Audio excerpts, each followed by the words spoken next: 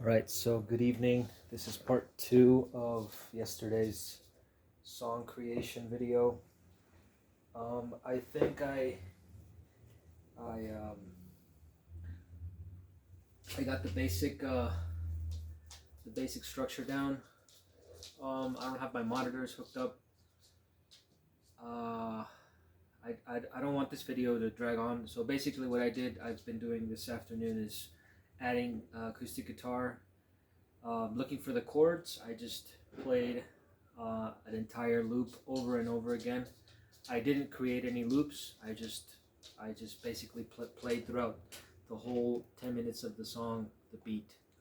Um, it's a little bit difficult because I would like for you to see the screen, but basically it's just, it's a strip of audio because I played straight through. So it's 5 chords: E, A, C, G, D. And then I added the bass with basically the bass note with like a mid thump, like it's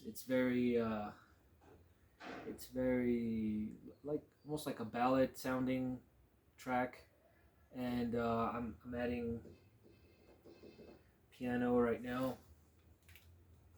I'm not going to make the video long. Just this one's gonna be part two is gonna be a lot. So just basically so you can hear what I've been working on. So I got the drums. I got the drums going, which is what we did last night. The rhythm designer.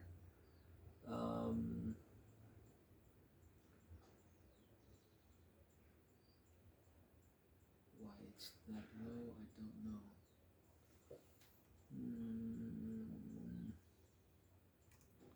So I go to mix and then I just kind of I check obviously the main is all the way down to -15. You want to work within, you know,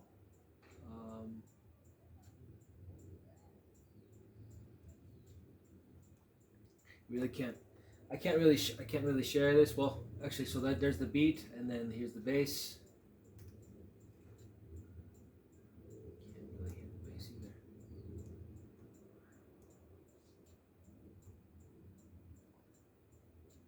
I can't.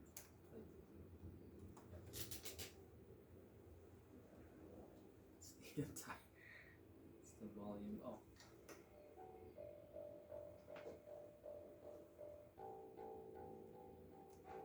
So that's the bass. Basically, the E.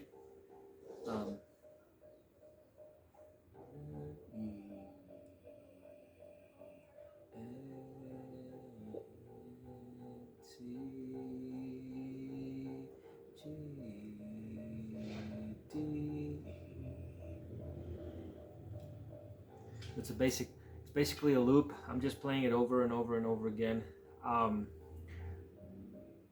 This took me a long time to figure out. I always really wanted to make records like The Cure, because the Cure video, that listening to the music, it sounds a lot more like there's a lot of it's like theatrical. It's very soundscape kind of thing, and I always felt challenged by making by trying to make one of those songs. I could never do it. I was always very adamant about making more changes and bouncing from here to there, creating more tracks, doing a lot of stuff. It's like it's a lot less. One thing I did recently, well, in the last 7 to 10 years, is you look up the Cure demos and you can hear basically the song structures. If you look at the sheet music of any music you like if you like Bob Marley, and you look at the structure of those songs, is very basic. The most melodic music out there, popular music, is very simply written, and it has very little. It has like 2 to 3 chords, very repetitive sections. It has a lot of choruses, so it's it's complicated to try to make something sound very, very beautiful by doing a lot of changes, and especially if you're just starting out. So uh, check out the music that you like, the stuff that you like, and if you look at the chords that are being used within that music, it's basically, it's very simple. Even if you listen to some fusion records, like some no, not Scott Henderson. I know Scott Henderson's music is fusion, but I've never really heard Scott Henderson's records. It's not something that I should probably do. Not Scott Henderson. Most recent, John Scofield. John Scofield. If you know who that is, John Scofield's music is very intricate. If you try to analyze every single melody and every single solo, then it's very difficult. But if you listen to the chords that are being played, it's some stuff is very basic, some stuff is very complicated, but some sections are really stuff that's really beautiful, is really simple. Obviously not like popular music, like pop rock music. Anyways, before I start rambling on again, that's the bass.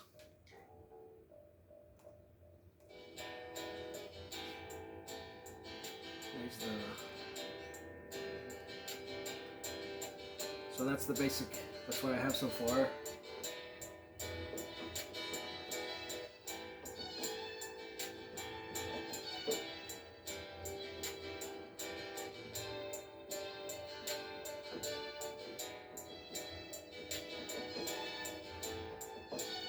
I'm looking for something within some strings, some tremolo strings. Maybe I'm just gonna add some piano. I don't know. So it's very stripped down, just 5 chords over and over again. But as you're creating the track, you find nuances within each chord. Sometimes I play a little bit with dynamics. I know the dynamic range can't jump from from very soft to very loud, because it's a constant flow. The theme of it's like a theme. It's like a basic theme, and it's basically a lot of control. This is something that it took me a very long time to learn and to produce on my own. Was being very fluid with the changes, very constant. It sounds like almost like a robot, but if you pay attention to what you're doing, you can find a way to change within repetitiveness, right? If you hear John Carpenter's music, it's the soundtrack to Halloween and the Terminator soundtrack, all this stuff. There's a lot of stuff in there that's very simple, like simple melody, and within that simple melody is a very simple structure, and the stuff that usually grabs you. So that's basically what I've been working on. It took me a very long time to figure this stuff out on my own. I don't know if you remember, the first time everybody started getting the internet, and I started looking out for guitar tablature, and in the tablature, like I would look up what's it, Letter to Elise from The Cure, and I was always trying to figure out how they wrote that song, how they recorded it. It's because it's a very beautiful song, and I'm looking. I can hear guitars on this side. I can hear guitars, keyboards, bass, and it's very complex thing to do, to try to sit down and try to compose something like this on your own. Because do I jump from this chord to this, or is it? There's a lot of repetitiveness. There's a lot of it's basically the band being kept together because the song is what's important, right? When you're learning a lot about solos and jumping from here to there and trying to out outdo yourself. And while you're trying to outdo yourself, with skill, you really miss out on a lot of the other stuff. It's very simple. It's simple in theory, right? But if you try to play, like I did this right now in like 3 or 4 hours. This would normally take me the whole day, or I probably wouldn't be able to do that, do the bass and the guitar the same day. Now that I have skill, I can do it the same day. Very little mistakes. There's a lot of flow. I can hear it in the track. The rhythm designer is doing its job, and I'm following the rhythm designer. I'm keeping tempo, which is the most important thing, right? It seems very lame and very boring to the same thing over and over and over again. But within the structure and within the space in the song, you start to hear other things, other melodies. There can be another section here. There can be another section here. This is one way of doing this, right? This is one way of doing this. Obviously, there's hundreds of other ways to do this. I don't like to.